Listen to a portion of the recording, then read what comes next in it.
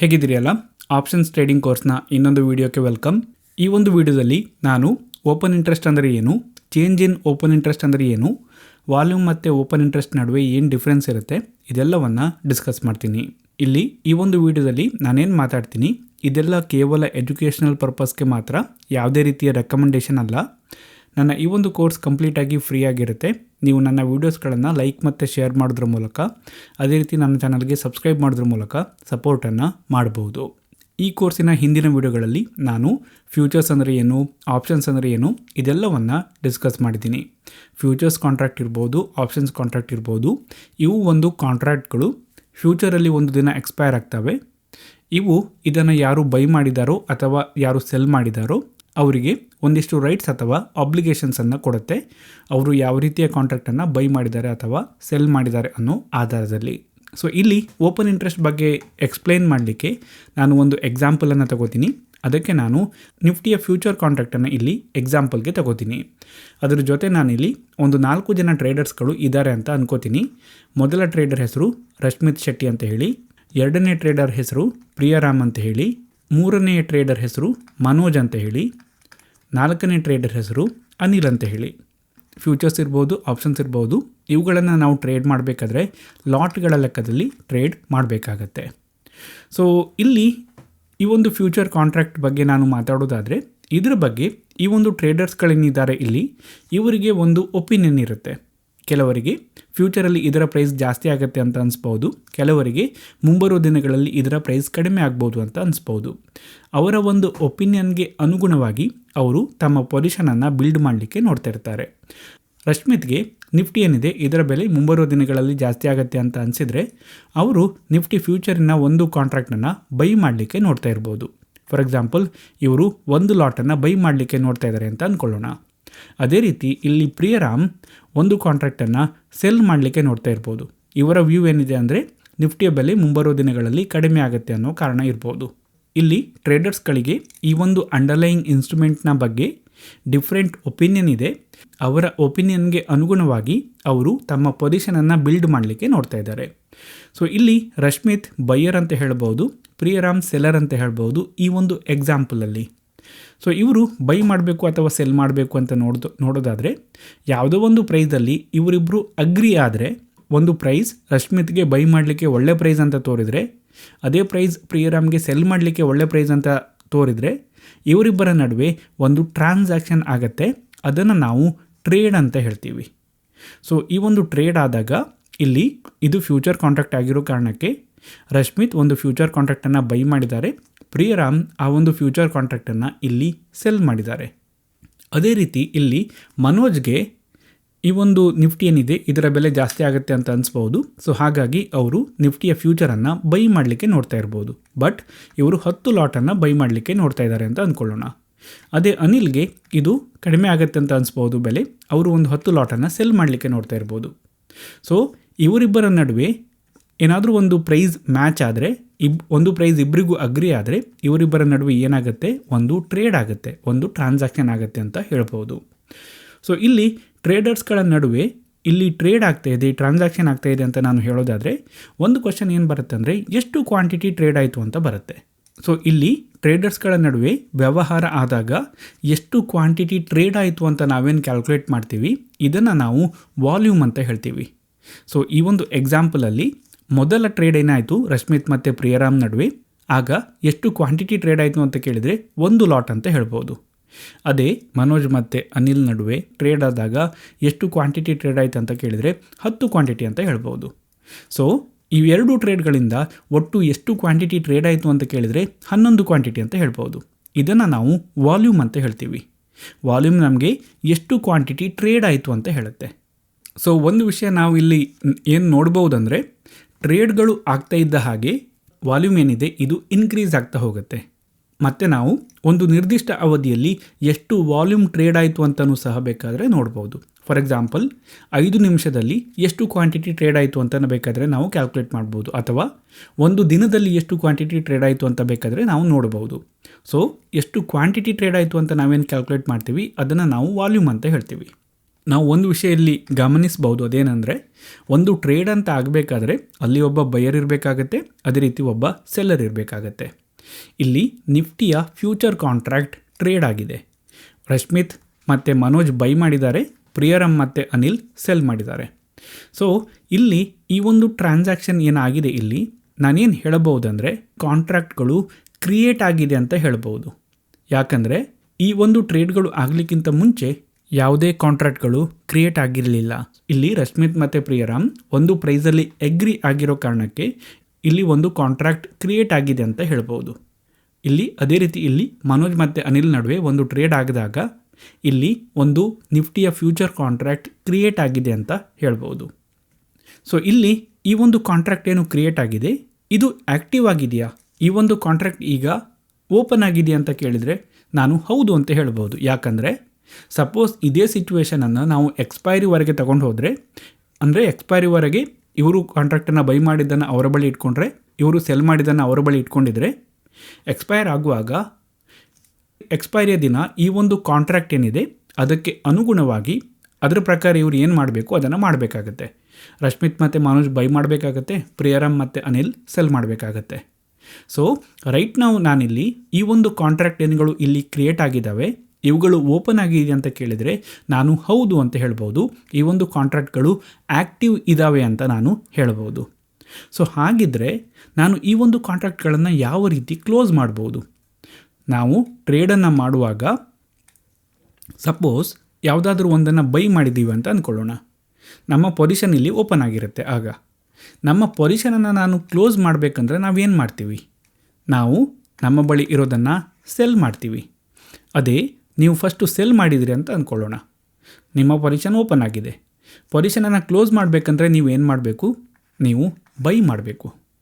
So ಈ ರೀತಿ ಮಾಡಿದಾಗ ಏನಾಗತ್ತಂದರೆ ನಮ್ಮ ಪೊಸಿಷನ್ ಕ್ಲೋಸ್ ಆಗುತ್ತೆ. ಸೊ ಇಲ್ಲೂ ಸಹ ಹಾಗೆ, ಇಲ್ಲಿ ಈ ಒಂದು ಕಾಂಟ್ರಾಕ್ಟ್ಗಳೇನಿದ್ದಾವೆ, ಈ ಒಂದು ಎಕ್ಸಾಂಪಲಲ್ಲಿ ಫ್ಯೂಚರ್ ಕಾಂಟ್ರಾಕ್ಟ್, ಆಪ್ಷನ್ಸ್ಗೂ ಸಹ ಸೇಮೇ ಇರುತ್ತೆ. ಇಲ್ಲಿ ಕಾಂಟ್ರಾಕ್ಟ್ಗಳು ಕ್ರಿಯೇಟ್ ಆಗಿದ್ದಾವೆ. ರೈಟ್ ನಾವು ಇಲ್ಲಿ ಕಾಂಟ್ರಾಕ್ಟ್ಗಳು ಓಪನ್ ಇದ್ದಾವೆ.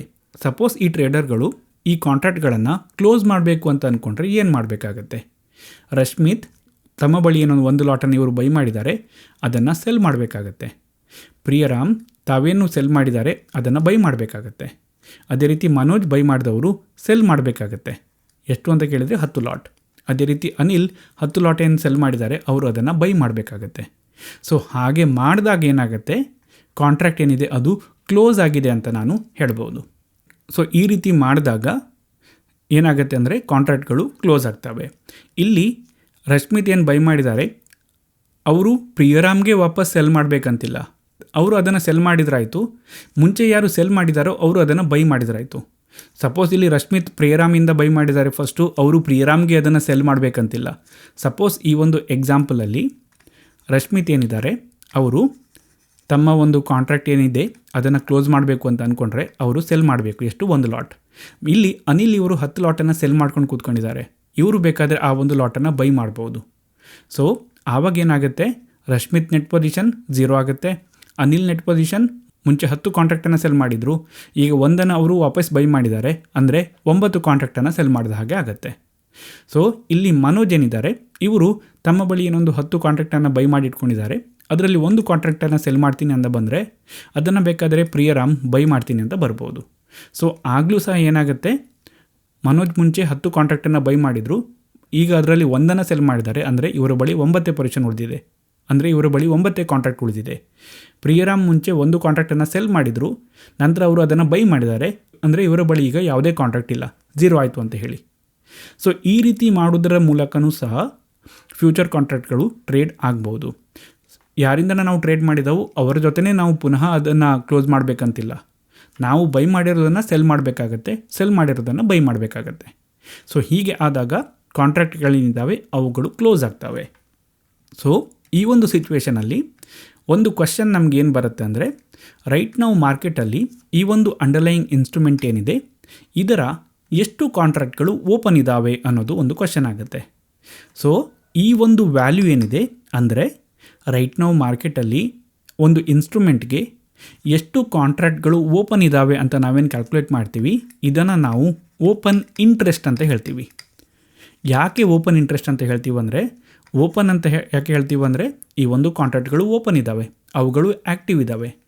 ಇಂಟ್ರೆಸ್ಟ್ ಅಂತ ಯಾಕೆ ಹೇಳ್ತೀವಿ ಅಂದರೆ ಆ ಒಂದು ಕಾಂಟ್ರಾಕ್ಟನ್ನು ಓಪನ್ ಇಟ್ಕೊಂಡಿದ್ದಾರೆ ಅಂದರೆ ಟ್ರೇಡರ್ಸ್ಗಳಿಗೆ ಬೈ ಮಾಡಿದವರು ಅಥವಾ ಸೆಲ್ ಮಾಡಿರ್ಬೋದು, ಅವರಿಗೆ ಅದರಲ್ಲಿ ಒಂದು ಇಂಟ್ರೆಸ್ಟ್ ಇದೆ ಅಂತ ಹೇಳಿ. ಅವರ ವ್ಯೂ ಬೇರೆ ಬೇರೆ ಆಗಿರಬಹುದು, ಅವರ ವ್ಯೂಗೆ ಅನುಗುಣವಾಗಿ ಅವರಿಗೆ ಅದರಲ್ಲಿ ಇಂಟ್ರೆಸ್ಟ್ ಇದೆ. ಸೊ ಇದನ್ನು ನಾವು ಓಪನ್ ಇಂಟ್ರೆಸ್ಟ್ ಅಂತ ಹೇಳ್ತೀವಿ, ಶಾರ್ಟ್ ಆಗಿ OI ಅಂತ ಹೇಳ್ತೀವಿ. ಇದು ನಮಗೆ ಮಾರ್ಕೆಟಲ್ಲಿ ಒಂದು ಇನ್ಸ್ಟ್ರೂಮೆಂಟ್ಗೆ ಎಷ್ಟು ಕಾಂಟ್ರಾಕ್ಟ್ಗಳು ಓಪನ್ ಇದ್ದಾವೆ ರೈಟ್ ನಾವು ಅಂತ ಹೇಳುತ್ತೆ. ಆ ಒಂದು ಕ್ಯಾಲ್ಕುಲೇಷನ್ ಏನಿದೆ ಅದನ್ನು ನಾವು ಓಪನ್ ಇಂಟ್ರೆಸ್ಟ್ ಅಂತ ಹೇಳ್ತೀವಿ. ಸೊ ನಮ್ಮ ಈ ಒಂದು ಎಕ್ಸಾಂಪಲನ್ನು ನಾವು ಪುನಃ ಮೊದಲಿಂದ ನೋಡೋಣ. ಈಗ ನಮಗೀಗ ಓಪನ್ ಇಂಟ್ರೆಸ್ಟ್ ಅಂದರೆ ಏನು ಅಂತ ಗೊತ್ತಾಗಿದೆ. ರೈಟ್ ನಾವು ಮಾರ್ಕೆಟಲ್ಲಿ ಎಷ್ಟು ಕಾಂಟ್ರಾಕ್ಟ್ಗಳು ಓಪನ್ ಇದ್ದಾವೆ, ಆ್ಯಕ್ಟಿವ್ ಇದ್ದಾವೆ ಅಂತ ಹೇಳಿ. ಸೊ ಅಗೇನ್ ನಾವು ನಮ್ಮ ಎಕ್ಸಾಂಪಲನ್ನು ಮೊದಲಿಂದ ನೋಡೋಣ. ಸೊ ರೈಟ್ ನಾವು ನಿಫ್ಟಿ ಫ್ಯೂಚರ್ ಇದೆ, ಯಾವುದೇ ಒಬ್ಬ ಟ್ರೇಡರ್ಸ್ಗಳು ಇಲ್ಲಿ ಇಂಟ್ರೆಸ್ಟನ್ನು ತೋರಿಸಿಲ್ಲ, ಸೊ ಕಾಂಟ್ರಾಕ್ಟನ್ನು ಕ್ರಿಯೇಟ್ ಮಾಡ್ಕೊಂಡಿಲ್ಲ. ಸೊ ಹಾಗಾಗಿ ರೈಟ್ ನಾನು ನಿಮ್ಮ ಬಳಿ ಎಷ್ಟು ಕಾಂಟ್ರಾಕ್ಟ್ಗಳು ಇಲ್ಲಿ ಓಪನ್ ಇದ್ದಾವೆ ಅಂತ ಕೇಳಿದರೆ ನೀವು 0 ಅಂತ ಹೇಳ್ತೀವಿರ. ಸೇಮ್ ಟೈಮಲ್ಲಿ ವಾಲ್ಯೂಮ್ ಸಹ ಇಲ್ಲಿ ಎಷ್ಟಿದೆ ಅಂತ ನಾನು ಕೇಳಿದರೆ ನೀವು 0 ಅಂತ ಹೇಳ್ತೀರಾ, ಯಾಕಂದರೆ ಯಾವುದೇ ಟ್ರೇಡ್ ಆಗಿಲ್ಲ ರೈಟ್ ನಾವು. ಸೊ ಈಗ ರಶ್ಮಿತ್ ಒಂದು ಲಾಟನ್ನು ಬೈ ಮಾಡಲಿಕ್ಕೆ ಬಂದರು, ಅನಿಲ್ ಆ ಒಂದು ಲಾಟನ್ನು ಸೆಲ್ ಮಾಡಲಿಕ್ಕೆ ಬಂದರು. ಇವರಿಬ್ಬರ ನಡುವೆ ಒಂದು ಟ್ರೇಡ್ ಆಯಿತು ಅಂತ ಇಟ್ಕೊಳ್ಳೋಣ. ಆಗ ಇವರಿಬ್ಬರ ನಡುವೆ ಏನಾಗುತ್ತೆ, ಒಂದು ಕಾಂಟ್ರಾಕ್ಟ್ ಕ್ರಿಯೇಟ್ ಆಗ್ತಾ ಇದೆ. ಸೊ ಹಾಗಾಗಿ ಇಲ್ಲಿ ರೈಟ್ ನಾವು ಎಷ್ಟು ಕಾಂಟ್ರಾಕ್ಟ್ ಓಪನ್ ಇದೆ ಅಂತ ನಾನು ಕೇಳೋದಾದರೆ ನಮ್ಮ ಆನ್ಸರ್ ಎಷ್ಟಾಗುತ್ತೆ, 1 ಆಗುತ್ತೆ. ಎಷ್ಟು ವಾಲ್ಯೂಮ್ ಟ್ರೇಡ್ ಆಗಿದೆ ಇಲ್ಲಿ ಅಂತ ಕೇಳೋದಾದರೆ ಇದು 1 ಆಗುತ್ತೆ. ಅದಾದ ನಂತರ ರಶ್ಮಿತ್ಗೆ ಏನು ಅನಿಸುತ್ತೆ, ನನ್ನ ಬಳಿ ಇರೋ ಕಾಂಟ್ರಾಕ್ಟನ್ನು ನಾನು ಸೆಲ್ ಮಾಡಬೇಕು ಅಂತ ಅನಿಸುತ್ತೆ. ಸೊ ಅವರು ಇದನ್ನು ಸೆಲ್ ಮಾಡ್ತಾರೆ. ಅನಿಲ್ ಏನು ಸೆಲ್ ಮಾಡಿದ್ದಾರೆ, ಅವರು ಇದನ್ನು ಬೈ ಮಾಡಬೇಕು ಅಂತ ಅನ್ಕೋತಾರೆ. ಸೊ ಇವರು ಬೈ ಮಾಡ್ತಾರೆ. ಸೊ ಈ ಒಂದು ಟ್ರಾನ್ಸಾಕ್ಷನ್ ಆಗಲಿಕ್ಕೆ, ಇವರು ಸೆಲ್ ಮಾಡಲಿಕ್ಕೆ, ಇವರು ಬೈ ಮಾಡಲಿಕ್ಕೆ ಏನಾಗಬೇಕು, ಟ್ರೇಡ್ ಆಗಬೇಕು ಇವರಿಬ್ಬರ ನಡುವೆ. ಸೊ ಈ ಒಂದು ಟ್ರೇಡಿಂದಾಗಿ ಏನು ಆಗಿದೆ ಅಂದರೆ, ಏನೊಂದು ಕಾಂಟ್ರಾಕ್ಟ್ ಕ್ರಿಯೇಟ್ ಆಗಿತ್ತು ಮುಂಚೆ ಅದೀಗ ಕ್ಲೋಸ್ ಆಗಿದೆ. ಯಾಕಂದರೆ ರಶ್ಮಿತ್ 0 ಕಾಂಟ್ರಾಕ್ಟನ್ನು ಬೈ ಮಾಡಿದ್ದಾರೆ, ಅನಿಲ್ 0 ಕಾಂಟ್ರಾಕ್ಟನ್ನು ಸೆಲ್ ಮಾಡಿದ್ದಾರೆ. ಸೊ ರೈಟ್ ನಾನು ನಿಮ್ಮ ಬಳಿ ಎಷ್ಟು ಕಾಂಟ್ರಾಕ್ಟ್ ಓಪನ್ ಇದೆ ನಿಫ್ಟಿ ಫ್ಯೂಚರ್ಗೆ ಅಂತ ಕೇಳಿದರೆ ನಿಮ್ಮ ಆನ್ಸರ್ ಏನಾಗುತ್ತೆ, 0 ಆಗುತ್ತೆ. ಅದೇ ನಾನು ನಿಮ್ಮ ಹತ್ರ ಇಲ್ಲಿ ಎಷ್ಟು ಕ್ವಾಂಟಿಟಿ ಟ್ರೇಡ್ ಆಗಿದೆ ಅಂತ ಕೇಳಿದರೆ ಆವಾಗ ಒಂದಿತ್ತು, ಈಗ ಒಂದು ಆ್ಯಡ್ ಆಗಿದೆ, ಅಂದರೆ ರೈಟ್ ನಾವು ಇದು 2 ಆಗುತ್ತೆ. ಸೊ ಓಪನ್ ಇಂಟ್ರೆಸ್ಟ್ ಎಷ್ಟಾಯಿತು, 0 ಆಯಿತು. ಇಲ್ಲಿ ಒಂದು ಇಂಪಾರ್ಟೆಂಟ್ ವಿಷಯ ಏನಪ್ಪ ಅಂದರೆ, ಇಲ್ಲಿ ಮುಂಚೆ ಓಪನ್ ಇಂಟ್ರೆಸ್ಟ್ ಎಷ್ಟಿತ್ತು, 1 ಇತ್ತು, ನಂತರ ಇದೇನಾಗಿದೆ, 0 ಆಗಿದೆ. ಅಂದರೆ ಈ ಒಂದು ಓಪನ್ ಇಂಟ್ರೆಸ್ಟ್ ವ್ಯಾಲ್ಯೂ ಅಲ್ಲಿ ಚೇಂಜ್ ಆಗಿದೆ ಅಂತ ಹೇಳ್ಬೋದು. ಸೊ ಈ ಓಪನ್ ಇಂಟ್ರೆಸ್ಟ್ ವ್ಯಾಲ್ಯೂ ಅಲ್ಲಿ ಎಷ್ಟು ಚೇಂಜ್ ಆಗಿದೆ ಅಂತ ನಾವೇನು ಕ್ಯಾಲ್ಕುಲೇಟ್ ಮಾಡ್ತೀವಿ, ಇದನ್ನು ನಾವು ಚೇಂಜ್ ಇನ್ ಓಪನ್ ಇಂಟ್ರೆಸ್ಟ್ ಅಂತ ಹೇಳ್ತೀವಿ, ಅಥವಾ ಚೇಂಜ್ ಇನ್ OI ಅಂತ ಹೇಳ್ತೀವಿ. ಸೊ ಈ ಒಂದು ಎಕ್ಸಾಂಪಲಲ್ಲಿ ಮುಂಚೆ ಓಪನ್ ಇಂಟ್ರೆಸ್ಟ್ 1 ಇತ್ತು, ಈಗ ಅದು 0 ಆಗಿದೆ, ಓಪನ್ ಇಂಟ್ರೆಸ್ಟ್ ಚೇಂಜ್ ಆಗಿದೆ. ಸೊ ಇಲ್ಲಿ ಈ ಒಂದು ಚೇಂಜ್ ಇನ್ ಓಪನ್ ಇಂಟ್ರೆಸ್ಟ್ ಏನಿದೆ, ಇದನ್ನು ನಾವು ರಿಯಲ್ ಮಾರ್ಕೆಟ್ ಬಗ್ಗೆ ಹೇಳೋದಾದರೆ ನೀವು ಬೇಕಾದರೆ ಕಳೆದ 5 ನಿಮಿಷದಲ್ಲಿ ಓಪನ್ ಇಂಟ್ರೆಸ್ಟ್ ಎಷ್ಟು ಚೇಂಜ್ ಆಯಿತು ಅಂತ ಕ್ಯಾಲ್ಕುಲೇಟ್ ಮಾಡ್ಬೋದು, ಅಥವಾ ಕಳೆದ 1 ದಿನದಲ್ಲಿ ಎಷ್ಟು ಚೇಂಜ್ ಆಯಿತು ಅಂತ ನೋಡ್ಬೋದು, ಅಥವಾ ಕಳೆದ 1 ಗಂಟೆಯಲ್ಲಿ ಎಷ್ಟು ಚೇಂಜ್ ಆಯಿತು ಅಂತ ನೋಡ್ಬೋದು. ಒಂದಿಷ್ಟು ಪ್ಲ್ಯಾಟ್ಫಾರ್ಮ್ಗಳು ನಿಮಗೆ ಬೇಕಾದ ಒಂದು ಟೈಮ್ ಪೀರಿಯಡಲ್ಲಿ ಯಾವ ರೀತಿ ಓಪನ್ ಇಂಟ್ರೆಸ್ಟ್ ಚೇಂಜ್ ಆಗಿದೆ ಅಂತ ನಿಮಗೆ ಬೇಕಾದರೆ ಕ್ಯಾಲ್ಕುಲೇಟ್ ಮಾಡಿ ತೋರಿಸ್ತಾರೆ. ಸೊ ಈಗ ಓಪನ್ ಇಂಟ್ರೆಸ್ಟ್ ಅಂದರೆ ಏನು ಅಂತ ಗೊತ್ತಾಯಿತು, ಚೇಂಜ್ ಇನ್ ಓಪನ್ ಇಂಟ್ರೆಸ್ಟ್ ಅಂದರೆ ಏನು ಅಂತ ಗೊತ್ತಾಯಿತು, ವಾಲ್ಯೂಮ್ ಅಂದರೆ ಏನು ಅಂತ ಗೊತ್ತಾಯಿತು. ಇಲ್ಲಿ ಚೇಂಜ್ ಇನ್ ಓಪನ್ ಇಂಟ್ರೆಸ್ಟ್ ಬಗ್ಗೆ ನಾವೇನು ಮಾತಾಡ್ತೀವಿ ಅದನ್ನು ಬೇಕಾದರೆ ಆಬ್ಸಲ್ಯೂಟ್ ವ್ಯಾಲ್ಯೂಯಲ್ಲಿ ಬೇಕಾದರೆ ಹೇಳ್ಬೋದು, ಅಥವಾ ಬೇಕಾದರೆ ಪರ್ಸೆಂಟೇಜ್ ಲೆಕ್ಕದಲ್ಲಿ ಹೇಳ್ಬೋದು. ಫಾರ್ ಎಕ್ಸಾಂಪಲ್ ಇಲ್ಲಿ ಮುಂಚೆ 1 ಇತ್ತು, ಈಗ 0 ಆಯಿತು. ಎಷ್ಟು ಚೇಂಜ್ ಆಯಿತು ಅಂತ ಕೇಳಿದರೆ 1 ಚೇಂಜ್ ಆಯಿತು. ಬೇಕಾದರೆ ನಾನು ಅದನ್ನು -1 ಅಂತ ಹೇಳ್ಬೋದು, ಅಂದರೆ 1 ಕಡಿಮೆ ಆಯಿತು ಅಂತ ಹೇಳಿ, ಇಲ್ಲಿ ಮೈನಸ್ ಸೈನ್ ಕಡಿಮೆ ಆಯಿತು ಅಂತ ತೋರಿಸುತ್ತೆ. ಅಥವಾ ನಾನು ಬೇಕಾದರೆ ಇಲ್ಲಿ ಇದನ್ನು ಪರ್ಸೆಂಟೇಜ್ ಲೆಕ್ಕದಲ್ಲಿ ಹೇಳ್ಬೋದು. 1 ಇತ್ತು, ಅದು 0 ಆಯಿತು, ಅಂದರೆ 100% ಕಡಿಮೆ ಆಯಿತು ಅಂತಲೂ ಬೇಕಾದರೆ ಹೇಳ್ಬೋದು. ಅಥವಾ ಫಾರ್ ಎಕ್ಸಾಂಪಲ್ 50 ಇತ್ತು ಅಂತ ಅಂದ್ಕೊಳ್ಳೋಣ ಓಪನ್ ಇಂಟ್ರೆಸ್ಟ್, ಅದು ಅಲ್ಲಿಂದ 25ಕ್ಕೆ ಬಂತು ಅಂತ ಇಟ್ಕೊಳ್ಳೋಣ. ಅಥವಾ ಜಾಸ್ತಿನೂ ಆಗ್ಬೋದು, ಮೇ ಬಿ ಇದು 100ಕ್ಕೆ ಬೇಕಾದರೂ ಹೋಗ್ಬೋದು, ಜಾಸ್ತಿನೂ ಆಗ್ಬೋದು, ಕಡಿಮೆ ಆಗ್ಬೋದು ಓಪನ್ ಇಂಟ್ರೆಸ್ಟ್. ಸೊ ಈ ಒಂದು ಕೇಸಲ್ಲಿ 25ಕ್ಕೆ ಬಂದರೆ ನಾನು ಆಗಬೇಕಾದ್ರೆ ಓಪನ್ ಇಂಟ್ರೆಸ್ಟ್ 25 ಕಡಿಮೆ ಆಯಿತು ಅಂತ ಹೇಳ್ಬೋದು, ಅಥವಾ ಇದು 50% ಕಡಿಮೆ ಆಯಿತು ಅಂತಲೂ ಬೇಕಾದರೆ ಹೇಳ್ಬೋದು. ಸೊ ಇದನ್ನು ಪರ್ಸೆಂಟೇಜ್ ವ್ಯಾಲ್ಯೂ ಲೆಕ್ಕದಲ್ಲೂ ಸಹ ಹೇಳ್ಬೋದು, ಅಥವಾ ಅಬ್ಸಲ್ಯೂಟ್ ವ್ಯಾಲ್ಯೂ ಲೆಕ್ಕದಲ್ಲೂ ಬೇಕಾದರೂ ಹೇಳ್ಬೋದು. ನೀವು ಒಂದಿಷ್ಟು ಪ್ಲ್ಯಾಟ್ಫಾರ್ಮ್ಗಳಲ್ಲಿ ನೀವು ಇದನ್ನು ನೋಡ್ಬೋದು, ಈ ರೀತಿಯ ವ್ಯಾಲ್ಯೂಗಳನ್ನು. ನೆಕ್ಸ್ಟ್ ಇಲ್ಲಿ ಇರುವಂತಹ ಒಂದು ಕ್ವಶನ್ ಏನಪ್ಪ ಅಂದರೆ, ಈ ಓಪನ್ ಇಂಟ್ರೆಸ್ಟ್ ವ್ಯಾಲ್ಯೂ ಏನಿದೆ ಇದು ಯಾವಾಗೆಲ್ಲ ಚೇಂಜ್ ಆಗುತ್ತೆ, ಯಾವಾಗ ಇದು ಜಾಸ್ತಿ ಆಗುತ್ತೆ, ಯಾವಾಗ ಕಡಿಮೆ ಆಗುತ್ತೆ, ಮತ್ತು ಯಾವಾಗ ಇದು ಚೇಂಜ್ ಆಗೋದಿಲ್ಲ ಅಂತ ಹೇಳಿ. ಸೊ ಈಗ ನಾವು ಅದನ್ನು ನೋಡೋಣ. ಸೊ ನಮ್ಮ ಎಕ್ಸಾಂಪಲನ್ನು ನಾವಿಲ್ಲಿ ನೋಡೋದಾದರೆ, ಸ್ಟಾರ್ಟಿಂಗಲ್ಲಿ 0 ಇತ್ತು ಓಪನ್ ಇಂಟ್ರೆಸ್ಟ್. ನಂತರ ರಶ್ಮಿತ್ ಇದನ್ನು ಬೈ ಮಾಡಿದರು, ಅನಿಲ್ ಸೆಲ್ ಮಾಡಿದರು, ಆಗ ಓಪನ್ ಇಂಟ್ರೆಸ್ಟ್ 1 ಆಯಿತು. ನಂತರ ರಶ್ಮಿತ್ ಸೆಲ್ ಮಾಡಿದರು, ಬೈ ಮಾಡಿರೋದನ್ನು, ಅನಿಲ್ ತಾವು ಸೆಲ್ ಮಾಡಿರೋದನ್ನು ಬೈ ಮಾಡಿದರು, ಆಗ ಓಪನ್ ಇಂಟ್ರೆಸ್ಟ್ 0 ಆಯಿತು, ಬಟ್ ವಾಲ್ಯೂಮ್ 2 ಆಯಿತು. ಸೊ ಇದೇ ರೀತಿ ಪುನಃ ರಶ್ಮಿತ್ ಇಲ್ಲಿ ನಾನು ಇನ್ನೊಂದು ಲಾಟನ್ನು ಬೈ ಮಾಡ್ತೀನಿ ಅಂತ ಬರ್ಬೋದು. ಸೊ ಪ್ರಿಯರಾಮ್ ಅದನ್ನು ಸೆಲ್ ಮಾಡ್ತೀನಿ ಅಂತ ಬರ್ಬೋದು. ಅವರಿಬ್ಬರ ನಡುವೆ ಆರ್ಡರ್ ಮ್ಯಾಚಿಂಗ್ ಆದರೆ ಟ್ರೇಡ್ ಆಗುತ್ತೆ, ಇಲ್ಲಿ ಒಂದು ಕಾಂಟ್ರಾಕ್ಟ್ ಇಲ್ಲಿ ಕ್ರಿಯೇಟ್ ಆಗಿದೆ ಅಂತ ಹೇಳ್ಬೋದು. ಸೊ ಎಗೇನ್ ವಾಲ್ಯೂಮಲ್ಲಿ ಏನಾಗುತ್ತೆ, ಇನ್ಕ್ರೀಸ್ ಆಗುತ್ತೆ. ಸೊ ಇಲ್ಲಿ ಈ ಒಂದು ಟ್ರೇಡಲ್ಲಿ ಎಷ್ಟು ಕ್ವಾಂಟಿಟಿ ಟ್ರೇಡ್ ಆಗಿದೆ ಅಂತ ಕೇಳಿದರೆ 1. ಸೊ ಟೋಟಲ್ ವಾಲ್ಯೂಮ್ ಎಷ್ಟಾಯಿತು ಅಂತ ಕೇಳೋದಾದರೆ ನಾನಿಲ್ಲಿ 2 + 1 3 ಅಂತ ಹೇಳ್ಬೋದು. ಓಕೆ, ಇಲ್ಲಿ ಆದಂತಹ ಒಂದಿಷ್ಟು ಟ್ರಾನ್ಸಾಕ್ಷನ್ಗಳಿಂದ. ಅದೇ ರೀತಿ ನೆಕ್ಸ್ಟು ಮನೋಜ್ ಏನಿದ್ದಾರೆ, ಇವರು ನಾನೊಂದು 10 ಲಾಟನ್ನು ಬೈ ಮಾಡ್ತೀನಿ ಅಂತ ನೋಡ್ಬೋದು. ಅದೇ ರೀತಿ ಇಲ್ಲಿ ಅನಿಲ್ 10 ಲಾಟನ್ನು ಸೆಲ್ ಮಾಡ್ತೀನಿ ಅಂತ ಬರ್ಬೋದು. ಇವರಿಬ್ಬರ ನಡುವೆ ಪ್ರೈಸ್ ಮ್ಯಾಚಿಂಗ್ ಆದರೆ ಆಗ ಒಂದು ಟ್ರೇಡ್ ಆಗುತ್ತೆ. ಸೊ ಇಲ್ಲಿ ವಾಲ್ಯೂಮ್ಗೆ ಪುನಃ 10 ಲಾಟ್ ಆ್ಯಡ್ ಆಗುತ್ತೆ. ಸೊ ವಾಲ್ಯೂಮ್ ಏನಿದೆ ಅದು ಟ್ರೇಡ್ ಆಗ್ತಾ ಇದ್ದ ಹಾಗೆ ಇನ್ಕ್ರೀಸ್ ಆಗ್ತಾ ಹೋಗುತ್ತೆ, ಅದು ಡಿಕ್ರೀಸ್ ಆಗೋದಿಲ್ಲ. ಓಪನ್ ಇಂಟ್ರೆಸ್ಟ್ ವ್ಯಾಲ್ಯೂ ಏನಿದೆ ಅದು ಹೆಚ್ಚು ಆಗ್ಬೋದು, ಕಡಿಮೆನೂ ಆಗ್ಬೋದು. ಸೊ ಇಲ್ಲಿ ರಶ್ಮಿತ್ ಮತ್ತು ಪ್ರಿಯರಾಮ್ ನಡುವೆ ಏನೊಂದು ವ್ಯವಹಾರ ಆಯಿತು, ಅದರಲ್ಲಿ ಓಪನ್ ಇಂಟ್ರೆಸ್ಟ್ 1 ಆಯಿತು. ಈಗ ಮನೋಜ್ ಮತ್ತು ಅನಿಲ್ ನಡುವೆ ಏನೊಂದು ಟ್ರಾನ್ಸಾಕ್ಷನ್ ಆಗಿದೆ, ಟ್ರೇಡ್ ಆಗಿದೆ, ಇದರಿಂದಾಗಿ ಓಪನ್ ಇಂಟ್ರೆಸ್ಟ್ ಪುನಃ 10 ಆ್ಯಡ್ ಆಯಿತು. ಯಾಕಂದರೆ ಈ ಒಂದು ಟ್ರಾನ್ಸಾಕ್ಷನ್ ಏನಾಗಿದೆ, ಈ ಒಂದು ಟ್ರೇಡ್ ಏನಾಗಿದೆ, ಈ ಒಂದು ಟ್ರೇಡರ್ಗಳ ನಡುವೆ, ಇದರಿಂದಾಗಿ ಇಲ್ಲಿ ಕಾಂಟ್ರಾಕ್ಟ್ಗಳು ಕ್ರಿಯೇಟ್ ಆಗಿದ್ದಾವೆ. ಫಾರ್ ಎಕ್ಸಾಂಪಲ್, ಮನೋಜ್ 10 ಲಾಟನ್ನು ಬೈ ಮಾಡಿದಾಗ, ಅನಿಲ್ 10 ಲಾಟನ್ನು ಇಲ್ಲಿ ಸೆಲ್ ಮಾಡಿದಾಗ ಇಲ್ಲಿ ಕಾಂಟ್ರಾಕ್ಟ್ ಕ್ರಿಯೇಟ್ ಆಗಿದೆ. ಎಷ್ಟು ಕಾಂಟ್ರಾಕ್ಟ್? 10 ಕಾಂಟ್ರಾಕ್ಟ್. ಸೊ ಇಲ್ಲಿ ಟ್ರೇಡರ್ಗಳ ನಡುವೆ ಟ್ರೇಡ್ ಆದಾಗ ಏನೇನು ಆಗ್ಬೋದು ಅಂತ ನಾವು ನೋಡೋದಾದರೆ, ಫಸ್ಟ್ ಇರುವಂಥದ್ದು ಕಾಂಟ್ರಾಕ್ಟ್ಗಳು ಕ್ರಿಯೇಟ್ ಆಗುವಂಥದ್ದು. ಸಪೋಸ್ ಈ ಒಂದು ಎಕ್ಸಾಂಪಲಲ್ಲಿ ನಾವು ನೋಡಿದ ಹಾಗೆ ಇಲ್ಲಿ ಟ್ರೇಡರ್ಗಳ ನಡುವೆ ಏನೊಂದು ಬೈ ಸೆಲ್ ಆಗಿದೆ, ನಾವು ಎಕ್ಸಾಂಪಲಲ್ಲಿ ನೋಡಿದ ಹಾಗೆ, ಆಗ ಹೊಸ ಕಾಂಟ್ರಾಕ್ಟ್ಗಳು ಇಲ್ಲಿ ಕ್ರಿಯೇಟ್ ಆಗ್ತಾ ಇದ್ದಾವೆ. ಎಷ್ಟು ಕಾಂಟ್ರಾಕ್ಟ್ಗಳು ಓಪನ್ ಇದೆ ಅಂತ ನಾವು ನೋಡ್ತಾ ಇದ್ದರೆ, ಓಪನ್ ಇಂಟ್ರೆಸ್ಟನ್ನು ನೋಡ್ತಾ ಇದ್ದರೆ ಅದು ಜಾಸ್ತಿ ಆಗ್ತಾ ಹೋಗ್ತಾ ಇದೆ. ಅದೇ ಒಂದಿಷ್ಟು ಟ್ರೇಡ್ಗಳು ಆದಾಗ ಕಾಂಟ್ರಾಕ್ಟ್ಗಳು ಕ್ಲೋಸ್ ಸಹ ಆಗಬಹುದು. ಯಾವ ರೀತಿ ಅಂತ ಕೇಳೋದಾದರೆ, ಮನೋಜ್ ಇಲ್ಲಿ 10 ಬೈ ಮಾಡಿದ್ದಾರೆ, ಅದರಲ್ಲಿ 1 ಲಾಟನ್ನು ನಾನು ಸೆಲ್ ಮಾಡ್ತೀನಿ ಅಂತ ಹೇಳೋದಾದರೆ, ಪ್ರಿಯರಾಮ್ 1 ಲಾಟನ್ನು ಸೆಲ್ ಮಾಡಿಟ್ಕೊಂಡಿದ್ದಾರೆ, ಅವರು ಅದನ್ನು ಬೈ ಮಾಡ್ತೀನಿ ಅಂತ ಬಂದರೆ, ಆಗ ಇವರಿಬ್ಬರ ನಡುವೆ ಒಂದು ಟ್ರೇಡ್ ಆದರೆ ಆ ಒಂದು ಟ್ರೇಡಿಂದಾಗಿ ಇಲ್ಲಿ ಒಂದು ಕಾಂಟ್ರಾಕ್ಟ್ ಕ್ಲೋಸ್ ಆಗಿದೆ. ಯಾಕಂದರೆ ಇವರು ಬೈ ಮಾಡಿದ್ದನ್ನು ಸೆಲ್ ಮಾಡ್ತಿದ್ದಾರೆ, ಇವರು ಸೆಲ್ ಮಾಡಿದ್ದನ್ನು ಬೈ ಮಾಡ್ತಾ ಇದ್ದಾರೆ. ಸೊ ಹಾಗಾಗಿ ಇಲ್ಲಿ ಎಷ್ಟು ಕಾಂಟ್ರಾಕ್ಟ್ ಓಪನ್ ಇತ್ತು ಅಂತ ನೋಡೋದಾದರೆ ಅದು 1 ಕಡಿಮೆ ಆಗುತ್ತೆ, ಯಾಕಂದರೆ ಇಲ್ಲಿ 1 ಲಾಟ್ ಟ್ರೇಡ್ ಆಗಿದೆ ಅನ್ನೋ ಕಾರಣಕ್ಕೆ. ಸೊ ಟ್ರೇಡರ್ಗಳ ನಡುವೆ ಟ್ರೇಡ್ ಆದಾಗ ಒಂದು ಕಾಂಟ್ರಾಕ್ಟ್ಗಳು ಕ್ರಿಯೇಟ್ ಆಗ್ಬೋದು, ನಂತರ ಆ ಒಂದು ಕಾಂಟ್ರಾಕ್ಟ್ಗಳು ಕ್ಲೋಸ್ ಸಹ ಆಗ್ಬೋದು. ಸೊ ಕಾಂಟ್ರಾಕ್ಟ್ಗಳು ಕ್ರಿಯೇಟ್ ಆಗಿರುವಂಥದ್ದು ಕ್ಲೋಸ್ ಆಗಿಲ್ಲ ಅಂದರೆ ಅವುಗಳನ್ನು ನಾವು ಓಪನ್ ಕಾಂಟ್ರಾಕ್ಟ್ಗಳು ಅಂತ ಟ್ರೀಟ್ ಮಾಡ್ತೀವಿ. ಸೊ ಓಪನ್ ಇರೋ ಕಾಂಟ್ರಾಕ್ಟ್ಗಳು ನಂತರ ಕ್ಲೋಸ್ ಸಹ ಆಗ್ಬೋದು. ಓಪನ್ ಇರುವ ಕಾಂಟ್ರಾಕ್ಟ್ಗಳು ಕ್ಲೋಸ್ ಆಗ್ತಾ ಇದ್ದ ಹಾಗೆ ಓಪನ್ ಇಂಟ್ರೆಸ್ಟ್ ಕಡಿಮೆ ಆಗ್ತಾ ಬರುತ್ತೆ. ಹೊಸ ಕಾಂಟ್ರಾಕ್ಟ್ಗಳು ಕ್ರಿಯೇಟ್ ಆಗ್ತಾ ಇದ್ದ ಹಾಗೆ ಓಪನ್ ಇಂಟ್ರೆಸ್ಟ್ ಜಾಸ್ತಿ ಆಗ್ತಾ ಹೋಗುತ್ತೆ. ಇಲ್ಲಿ ಇನ್ನೊಂದು ಸಿನಾರಿಯೋ ಏನು ಆಗಬಹುದು ಅಂದರೆ ಪೊಸಿಷನ್ ಶಿಫ್ಟಿಂಗ್ ಅಂತ ನಾವು ಹೇಳ್ತೀವಿ. ಸಪೋಸ್ ಇಲ್ಲಿ ರೈಟ್ ನಾವು ಏನಾಗಿದೆ ಅಂದರೆ ಮನೋಜ್ ಹತ್ರ 9 ಲಾಟ್ ಇದೆ ಬೈ ಮಾಡಿರೋದು. ಸೊ ಇವರು ಇದನ್ನು ನಾನು ಸೆಲ್ ಮಾಡ್ತೀನಿ ಅಂತ ಬರ್ಬೋದು. 9 ಲಾಟನ್ನು, ತಮ್ಮ ಬಳಿ ಇರೋ 9 ಲಾಟನ್ನು, ಅದನ್ನು ಇನ್ಯಾರೋ ಒಬ್ಬ ಹೊಸ ಟ್ರೇಡರ್ ಬೈ ಮಾಡ್ತೀನಿ ಅಂತ ಬರ್ಬೋದು. ಮೇ ಬಿ ಇಲ್ಲಿ ಸಮೃದ್ಧಿ ಅಂತ ತಗೊಳ್ಳೋಣ. ಸೊ ಈ ಸಮೃದ್ಧಿ ಇಲ್ಲೇನು ಇವರು ಸೆಲ್ ಮಾಡ್ತೀನಿ ಅಂತ ಬಂದಿದ್ದಾರೆ 9 ಲಾಟ್, ಅದನ್ನು ಬೈ ಮಾಡ್ತೀನಿ ಅಂತ ಬರ್ಬೋದು.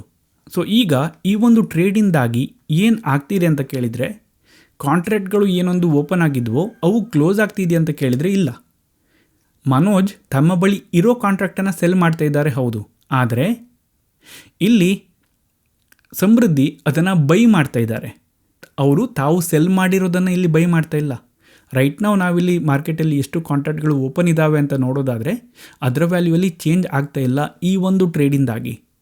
ಈ ಒಂದು ಟ್ರೇಡಿಂದ ಇಲ್ಲಿ ಏನು ಆಗ್ತಾ ಇದೆ ಅಂತ ನಾವು ಕೇಳೋದಾದರೆ ವಾಲ್ಯೂಮ್ ವ್ಯಾಲ್ಯೂ ಏನಿದೆ ಅದು ರೈಸ್ ಆಗ್ತಾ ಇದೆ. ಆದರೆ ಓಪನ್ ಇಂಟ್ರೆಸ್ಟ್ ವ್ಯಾಲ್ಯೂಲಿ ಏನಾದರೂ ವ್ಯತ್ಯಾಸ ಆಗ್ತಾ ಇದೆಯಾ? ಇಲ್ಲ. ಯಾಕೆ? ಈ ಒಂದು ಟ್ರೇಡಿಂದಾಗಿ ಹೊಸ ಕಾಂಟ್ರಾಕ್ಟ್ ಕ್ರಿಯೇಟ್ ಸಹ ಆಗ್ತಾ ಇಲ್ಲ ಅಥವಾ ಓಪನ್ ಸಹ ಆಗ್ತಾ ಇಲ್ಲ. ಅದೇ ರೀತಿ ಓಪನ್ ಇರುವ ಕಾಂಟ್ರಾಕ್ಟ್ ಕ್ಲೋಸ್ ಸಹ ಆಗ್ತಾ ಇಲ್ಲ. ಇಲ್ಲಿ ಏನು ಆಗ್ತಾ ಇದೆ ಅಂತ ನಾವು ನೋಡೋದಾದರೆ ಮನೋಜ್ ಅವರ ಪೊಸಿಷನ್ ಏನಿದೆ ಅದು ಸಮೃದ್ಧಿ ಅವರಿಗೆ ಶಿಫ್ಟ್ ಆಗ್ತಾ ಇದೆ ಅಂತ ಹೇಳ್ಬೋದು. ಇದನ್ನು ನಾವು ಪೊಸಿಷನ್ ಶಿಫ್ಟಿಂಗ್ ಅಥವಾ ಪೊಸಿಷನ್ ಎಕ್ಸ್ಚೇಂಜ್ ಅಂತ ಹೇಳ್ತೀವಿ. ಸೊ ಟ್ರೇಡರ್ಗಳ ನಡುವೆ ಟ್ರೇಡ್ ಆಗ್ತಾ ಇರುವಾಗ ಏನೇನೆಲ್ಲ ಆಗಬಹುದು ಅಂತ ನಾವು ನೋಡೋದಾದರೆ, ಒಂದು, ಹೊಸ ಕಾಂಟ್ರಾಕ್ಟ್ಗಳು ಕ್ರಿಯೇಟ್ ಆಗಬಹುದು ಅಥವಾ ಓಪನ್ ಆಗಬಹುದು. 2, ಓಪನ್ ಇರುವ ಕಾಂಟ್ರಾಕ್ಟ್ಗಳು ಕ್ಲೋಸ್ ಆಗಬಹುದು ಅಥವಾ ಪೊಸಿಷನ್ ಶಿಫ್ಟ್ ಆಗಬಹುದು. ಒಬ್ಬ ಟ್ರೇಡರ್ ಬಳಿ ಇರೋ ಪೊಸಿಷನ್ ಇನ್ನೊಬ್ಬ ಟ್ರೇಡರ್ಗೆ ಶಿಫ್ಟ್ ಆಗಬಹುದು. ಫಾರ್ ಎಕ್ಸಾಂಪಲ್, ಈ ಒಂದು ಸಿಚುವೇಷನಲ್ಲಿ ಮನೋಜ್ ಹತ್ರ 9 ಕಾಂಟ್ರಾಕ್ಟ್ ಇತ್ತು. ಮನೋಜ್ ತಮ್ಮ ಪೊಸಿಷನನ್ನು ಕ್ಲೋಸ್ ಮಾಡ್ಕೊಂಡು ಹೋದರು, ಆದರೆ ಸಮೃದ್ಧಿ ಆ ಪೊಸಿಷನನ್ನು ತಗೊಂಡ್ರು. ಅವರ ಬಳಿ 9 ಪೊಸಿಷನ್ ಇರುತ್ತೆ ಬೈ ಮಾಡಿರುವಂಥದ್ದು. ಮನೋಜ್ ಮುಂಚೆ ಬೈ ಮಾಡ್ಕೊಂಡಿದ್ರು, ಅವರು ಅದನ್ನು ಸಮೃದ್ಧಿಗೆ ಸೆಲ್ ಮಾಡಿದರು. ಅವರು ಈಗ ಬೈಯರ್ ಆಗಿದ್ದಾರೆ 9 ಕಾಂಟ್ರಾಕ್ಟ್ ಇದು. ಬಟ್ ಅದರಿಂದ ಓಪನ್ ಇಂಟ್ರೆಸ್ಟ್ ಮೇಲೆ ಎಫೆಕ್ಟ್ ಆಗಿದೆ ಅಂತ ಕೇಳಿದರೆ ಇಲ್ಲ. ಈ ಒಂದು ಎಕ್ಸಾಂಪಲಲ್ಲಿ ಈ ಒಂದು ಎಕ್ಸಾಂಪಲಲ್ಲಿ ನಾನು ಮನೋಜ್ ತಮ್ಮ ಬಳಿ ಇರೋ ಎಲ್ಲ ಕಾಂಟ್ರಾಕ್ಟನ್ನು ಸೆಲ್ ಮಾಡಿದರು ಅಂತ ಹೇಳಿದೆ. ಆ್ಯಕ್ಚುಲಿ ಅವರು ತಮ್ಮ ಬಳಿ ಇರೋ ಎಲ್ಲ ಕಾಂಟ್ರಾಕ್ಟನ್ನು ಸೆಲ್ ಮಾಡಬೇಕಂತಿಲ್ಲ. ಅವರು ಬೇಕಾದರೆ ತಮ್ಮ ಬಳಿ ಇರೋ ಕಾಂಟ್ರಾಕ್ಟ್ಗಳಲ್ಲಿ ಒಂದಿಷ್ಟು ಕಾಂಟ್ರಾಕ್ಟ್ಗಳನ್ನು ಮಾತ್ರ ಬೇಕಾದರೂ ಸಹ ಸೆಲ್ ಮಾಡಬಹುದು. ಟ್ರೇಡರ್ಗಳ ನಡುವೆ ಟ್ರೇಡ್ ಆದಾಗ ಹೊಸ ಕಾಂಟ್ರಾಕ್ಟ್ಗಳು ಕ್ರಿಯೇಟ್ ಆಗ್ಬೋದು, ಓಪನ್ ಇರುವಂತಹ ಕಾಂಟ್ರಾಕ್ಟ್ಗಳು ಕ್ಲೋಸ್ ಆಗ್ಬೋದು ಅಥವಾ ಪೊಸಿಷನ್ ಶಿಫ್ಟ್ ಆಗ್ಬೋದು. ಮಾರ್ಕೆಟಲ್ಲಿ ಒಂದು ಇನ್ಸ್ಟ್ರೂಮೆಂಟ್ಗೆ ಎಷ್ಟು ಕಾಂಟ್ರಾಕ್ಟ್ಗಳು ಓಪನ್ ಇದ್ದಾವೆ ಅಂತ ನಾವೇನು ಕ್ಯಾಲ್ಕುಲೇಟ್ ಮಾಡ್ತೀವಿ ಅದನ್ನು ಓಪನ್ ಇಂಟ್ರೆಸ್ಟ್ ಅಂತ ಹೇಳ್ತೀವಿ. ಈ ಒಂದು ಓಪನ್ ಇಂಟ್ರೆಸ್ಟ್ ವ್ಯಾಲ್ಯೂ ಟ್ರೇಡರ್ಗಳ ನಡುವೆ ಟ್ರೇಡ್ ಆಗ್ತಾ ಇದ್ದ ಹಾಗೆ ಹೆಚ್ಚು ಕಡಿಮೆ ಆಗಬಹುದು. ಎಷ್ಟು ಹೆಚ್ಚು ಕಡಿಮೆ ಆಯಿತು ಅಂತ ನಾವೇನು ಕ್ಯಾಲ್ಕುಲೇಟ್ ಮಾಡ್ತೀವಿ ಅದನ್ನು ನಾವು ಚೇಂಜ್ ಇನ್ ಓಪನ್ ಇಂಟ್ರೆಸ್ಟ್ ಅಂತ ಹೇಳ್ತೀವಿ. ಅದೇ ರೀತಿ ಟ್ರೇಡರ್ಗಳ ನಡುವೆ ಟ್ರೇಡ್ ಆಗ್ತಾ ಇದ್ದ ಹಾಗೆ ವಾಲ್ಯೂಮ್ ಏನಿದೆ ಅದು ಜಾಸ್ತಿ ಆಗ್ತಾ ಹೋಗುತ್ತೆ. ವಾಲ್ಯೂಮ್ ಜಸ್ಟ್ ಎಷ್ಟು ಟ್ರೇಡ್ ಆಯಿತು, ಎಷ್ಟು ಕ್ವಾಂಟಿಟಿ ಟ್ರೇಡ್ ಆಯಿತು ಅಂತ ಕ್ಯಾಲ್ಕುಲೇಟ್ ಮಾಡೋದು ಮಾತ್ರ ಆಗಿರುತ್ತೆ. ಸೊ ಓವರಾಲ್ ನಾನು ಟೋಟಲ್ ವಾಲ್ಯೂಮನ್ನು ಕ್ಯಾಲ್ಕುಲೇಟ್ ಮಾಡೋದಾದರೆ ಟ್ರೇಡ್ ಆಗ್ತಾ ಇದ್ದ ಹಾಗೆ ಅದು ಇನ್ಕ್ರೀಸ್ ಆಗ್ತಾ ಹೋಗುತ್ತೆ. ಓಪನ್ ಇಂಟ್ರೆಸ್ಟಲ್ಲಿ ಹೆಚ್ಚಾಯ್ತಾ ಕಡಿಮೆ ಆಯಿತಾ ಅನ್ನೋದು ವಾಲ್ಯೂಮ್ಗೆ ಮ್ಯಾಟರ್ ಆಗೋದಿಲ್ಲ. ಟ್ರೇಡ್ ಆಯಿತಾ, ಎಷ್ಟು ಕ್ವಾಂಟಿಟಿ ಟ್ರೇಡ್ ಆಯಿತು ಅಷ್ಟು ಮಾತ್ರ ವಾಲ್ಯೂಮಲ್ಲಿ ನಾವು ನೋಡುವಂಥದ್ದು. ಓಪನ್ ಇಂಟ್ರೆಸ್ಟ್ ವ್ಯಾಲ್ಯೂ ಹೆಚ್ಚು ಆಗ್ಬೋದು, ಕಡಿಮೆ ಆಗ್ಬೋದು. ಸೊ ಇದಿಷ್ಟು ಈ ಒಂದು ವಿಡಿಯೋದಲ್ಲಿ. ಮುಂದಿನ ವಿಡಿಯೋದಲ್ಲಿ ನಾವು ಫ್ಯೂಚರ್ ಕಾಂಟ್ರಾಕ್ಟನ್ನು ನಾವು ಟ್ರೇಡ್ ಮಾಡೋದಾದರೆ ಯಾವ ರೀತಿ ನಾವು open interest, change in open interest, price ಮತ್ತು ವಾಲ್ಯೂಮನ್ನು ಒಟ್ಟಿಗೆ ಬಳಸ್ಕೊಂಡು ಅನಲೈಸ್ ಮಾಡ್ಬೋದು ಅಂತ ನೋಡೋಣ. ಅದರ ನೆಕ್ಸ್ಟಿನ ವಿಡಿಯೋದಲ್ಲಿ ನಾವು ಆಪ್ಷನ್ ಕಾಂಟ್ರಾಕ್ಟಲ್ಲಿ ಯಾವ ರೀತಿ ನಾವು ಓಪನ್ ಇಂಟ್ರೆಸ್ಟನ್ನು ಬಳಸ್ಕೊಂಡು ಅನಲೈಸ್ ಮಾಡ್ಬೋದು ಅಂತ ನೋಡೋಣ. ಸೊ ಇದಿಷ್ಟು ಈ ಒಂದು ವಿಡಿಯೋದಲ್ಲಿ. ನಿಮಗೇನಾದರೂ ಡೌಟ್ ಇದ್ದರೆ ನೀವು ಅದನ್ನು ಕಮೆಂಟ್ ಮಾಡಿ. ಬೇರೆಯವರ ಡೌಟಿಗೆ ಆನ್ಸರ್ ಗೊತ್ತಿದ್ದರೆ ನೀವು ರಿಪ್ಲೈ ಮಾಡಿ. ವಿಡಿಯೋ ಇಷ್ಟ ಆದರೆ ಲೈಕ್ ಮಾಡಿ, ಇಲ್ಲಾಂದರೆ ಡಿಸ್ಲೈಕ್ ಮಾಡಿ. ಏನಾದರೂ ಹೇಳಬೇಕಿದ್ರೆ ಅದನ್ನು ಸಹ ಕಮೆಂಟ್ ಮಾಡಿ. ಇದೇ ರೀತಿ ಬೇರೆ ವಿಡಿಯೋಸ್ಗಳನ್ನ ನೋಡೋದಕ್ಕೆ ನನ್ನ ಚಾನಲ್ಗೆ ಸಬ್ಸ್ಕ್ರೈಬ್ ಮಾಡಿ. Thank you.